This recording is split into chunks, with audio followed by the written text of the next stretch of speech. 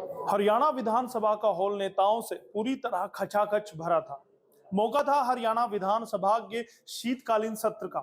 हरियाणा के पक्ष और विपक्ष के नेता पूरी तैयारी के साथ सदन में मौजूद थे। उम्मीद थी कि नए साल के आने से पहले कुछ नए फैसलों पर मोहर लगेगी। कोरोना के संभावित खतरे को देखते हुए मुद्दों पर चर्चा होगी, लेकिन हुआ कुछ उलट। हर बार की तरह इस बार भी सदन में गहमा गहमी थी, मुद्दों पर बहसबाजी थी, एक दूसरे पर आरोप प्रत्यारोप जारी था। आज के इस एसएनए में हम हरियाणा विधानसभा की कार्रवाई और मुद्दों पर हुए गहमा गहमी के बारे में जानेंगे कि कैसे सरकार को घेरने के लिए विपक्ष एकजुट हो रहा है और कैसे सरकार अपना बचाव कर रही है। नमस्कार, स्वागत है एसएनए में।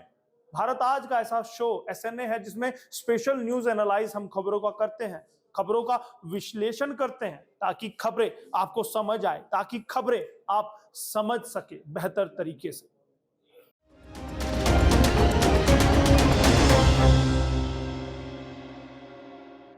हरियाणा के 3 दिवसीय शीतकालीन सत्र के दौरान पहले और दूसरे दिन नशे व भ्रष्टाचार का मुद्दा उठा, जिस पर कि पक्ष और विपक्ष में तीखी नोकझोंक हुई थी।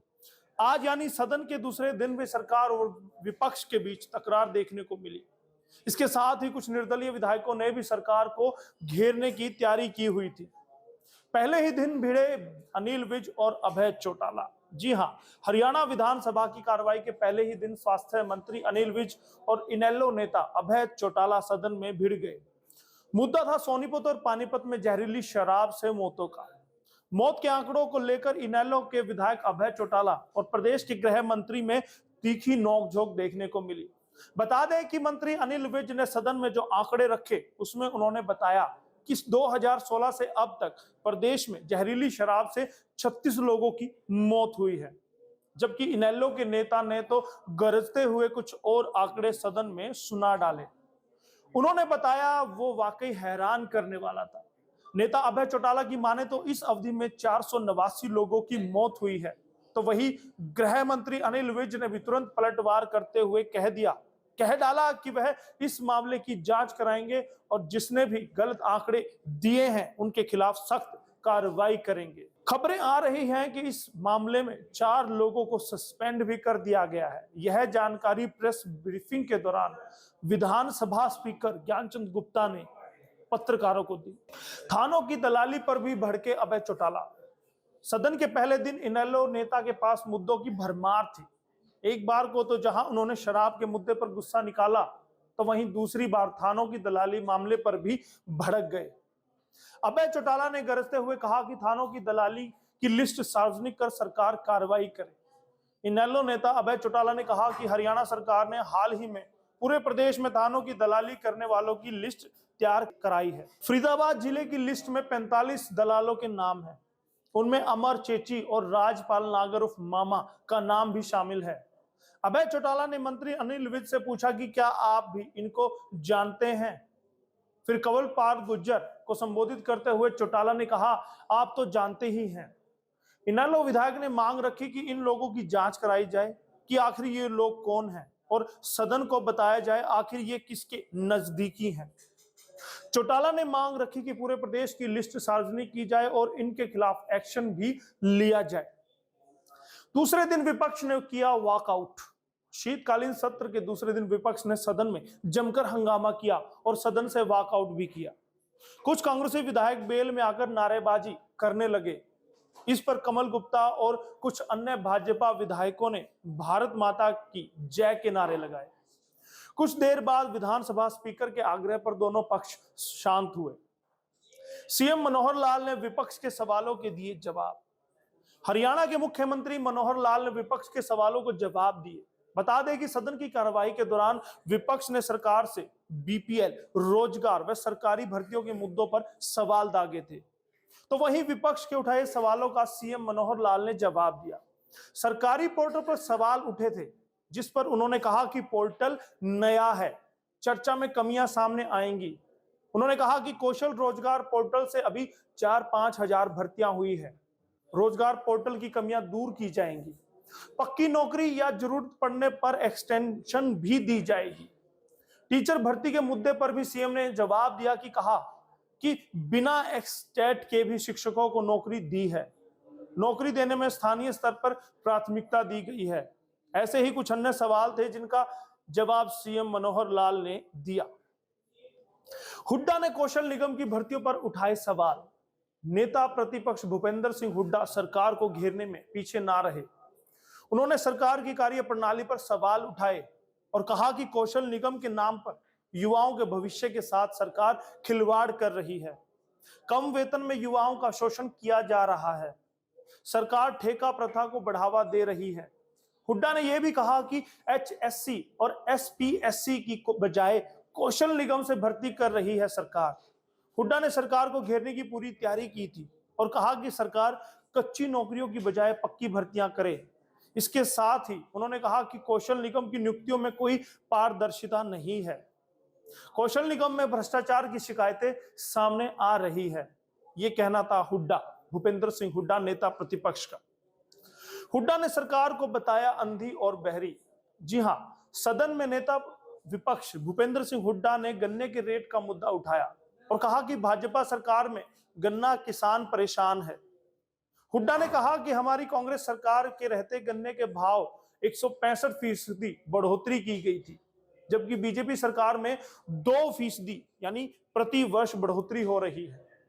शुगर मिल के किसान बड़े परेशान हैं। खाद की कमी है। किसानों की समस्या सुलझ नहीं पाई है। कौशल रोजगार निगम भी ठेकेदारी को प्रोत्साहित कर रहा है। सरकार खुद ठेकेदारी कर रही है।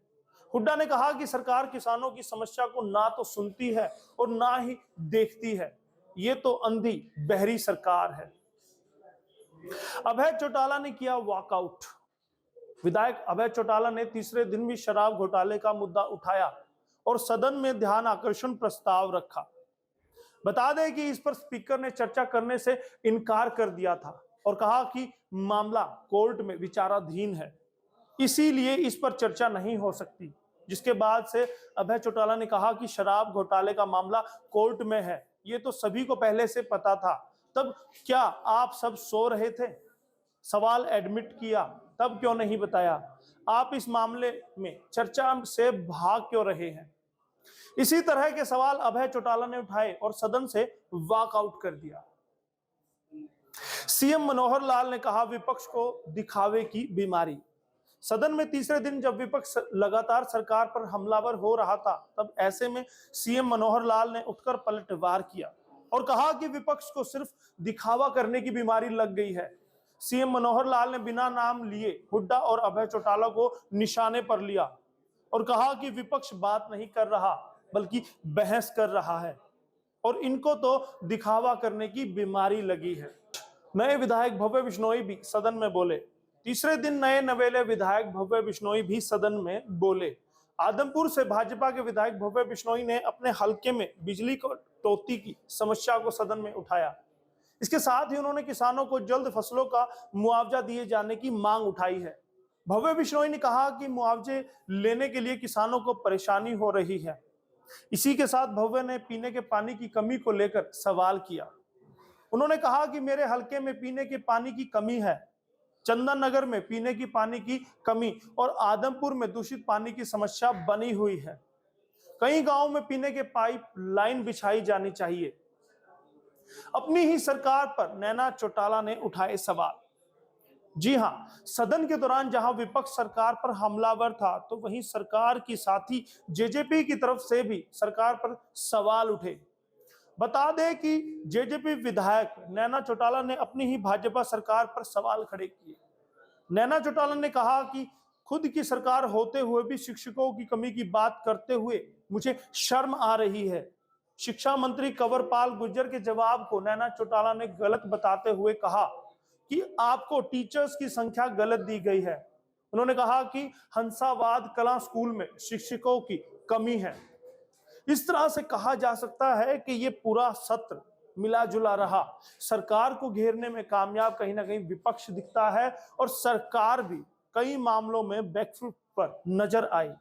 अब क्या राय आप रखते हैं, क्योंकि आपने भी विधानसभा सत्र की पूरी कार्रवाई देखी। क्या आपको लगता है कि सरकार जो तथ्य रख रही है वो सही है?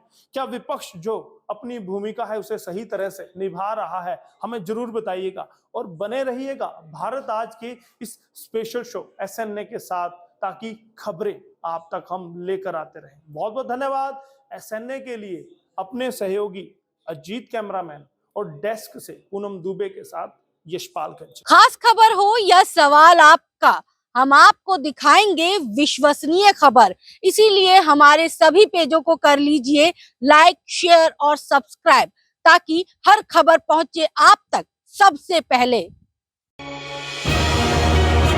खबर की धड़कन समझते हैं हम,